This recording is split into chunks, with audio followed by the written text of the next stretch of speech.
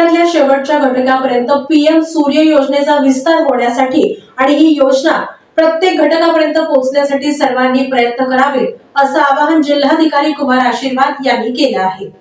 PM Surya Ghar योजना ही भारत सरकारने सुरू केलेली एक महत्वाकांक्षी योजना। या अंतर्गत देशभरातील 1 कोटी कुटुंबांना दरमहा 300 युनिटपर्यंत मोफत वीज पुरवठा करण्याचे उद्दिष्ट आहे। ही योजना सोलापूर जिल्ह्यातील शेवटच्या घटकापर्यंतच्या लाभार्थ्यांपर्यंत पोहोचावी यासाठी वीज वितरण कंपनीने योग्य नियोजन करून त्याची प्रभावी अंमलबजावणी करावी असे निर्देश जिल्हाधिकारी कुमार आशीर्वाद यांनी दिलेत।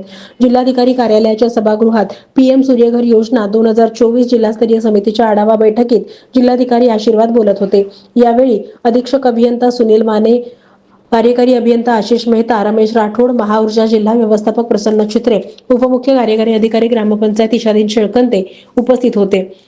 जिल्हाधिकारी आशीर्वाद म्हणाले, पीएम सूर्यघर योजना अंतर्गत महावितरणच्या पोर्टलवर 7,969 अर्ज प्राप्त असून 7,926 अर्जांना महावितरण कंपनीनं मंजुरी दिलेली आहे। 5,811 सोलारचं काम सुरू होऊन 2,115 सोलारचं काम पूर्ण झालंय। गावोगावी जाऊन आपल्या लाईन स्टाफ मार्फत या योजनेचं नागरिकांना महत्त्व पटवून द्यावं आणि याची स्वतंत्र बैठक घ्यावी असंही त्यांनी सूचित केलेलं आहे।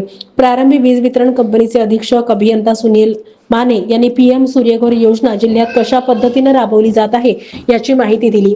यानंतर प्रधानमंत्री नरेंद्र मोदी दिनांक 13 फेब्रुवारी 2024 रोजी पीएम सूर्यघर मोफत योजनेची घोषणा केली। ही योजना रूफटॉप सोलर योजना आहे। याचं उद्दिष्ट 300 युनिटपर्यंत मोफत वीज पुरवठा करून देण्याचं आहे। या योजनेचा शेवटच्या घटकांपर्यंत प्रचार करण्यासाठी, प्रोत्साहन देण्यासाठी प्रबोधन करण्यात येणार आहे।